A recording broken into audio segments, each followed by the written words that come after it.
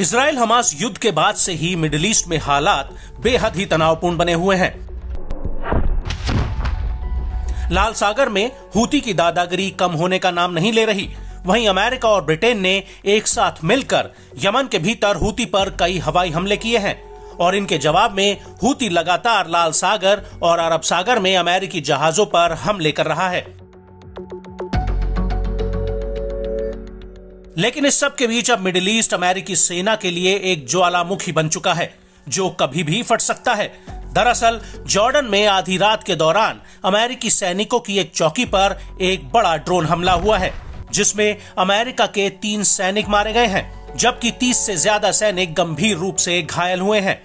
बताया जा रहा है कि जिस जगह पर यह हमला हुआ है वो सीरिया के बॉर्डर से बेहद ही करीब है।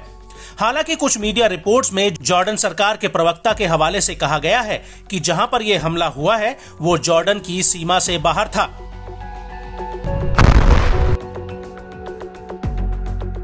वहीं इस हमले को लेकर 2 अमेरिकी अधिकारियों ने CNN न्यूज से कहा है कि अधिकतर सैनिकों को ट्रॉमेटिक ब्रेन इंजरी हुई है जिनका इलाज किया जा रहा है और ये हमला अल-तन्फ अमेरिकी बेस के करीब एक चौकी पर हुआ जहां पर अमेरिकी सैनिकों के क्वार्टर बने हुए थे। इस सैन्य चौकी को टावर 22 के नाम से जाना जाता है जो सीरिया बॉर्डर के बेहद ही करीब है। हालांकि अभी इस बात की पुष्टि नहीं हुई है कि क्या अमेरिकी एयर डिफेंस सिस्टम इस ड्रोन हमले को इंटरसेप्ट करने में नाकाम रहा है। और बड़ी बात यह है कि जिन अमेरिकी सैनिकों पर यह हमला हुआ है वो सैनिक जॉर्डन के साथ मिशन एडवाइस और असिस्ट के तहत वहां ठहरे हुए थे।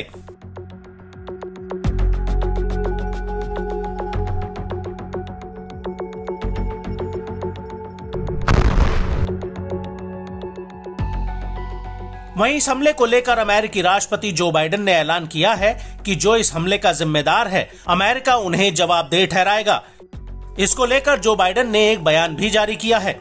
उन्होंने कहा कि कल रात सीरिया सीमा के पास पूर्वोत्तर जॉर्डन में तैनात हमारे सुरक्षा बलों पर एक ड्रोन हमले में 3 अमेरिकी सर्विसमैन मारे गए और कई घायल हुए। हालांकि हम अभी भी इस हमले के तथ्यों को इकट्ठा कर रहे हैं।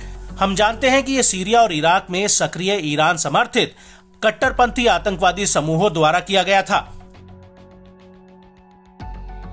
आपको बता दें कि अमेरिका ने इस हमले के पीछे ईरान समर्थित आतंकी संगठनों का हाथ बताया है।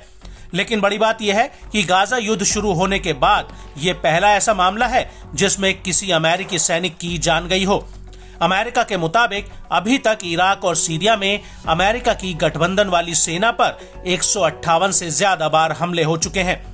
हालांकि इनमें से अधिकतर हमलों में अमेरिकी सेना को कोई गंभीर नुकसान नहीं हुआ था, लेकिन जॉर्डन ड्रोन अटैक अमेरिकी सेना के लिए अभी तक का सबसे बड़ा झटका है।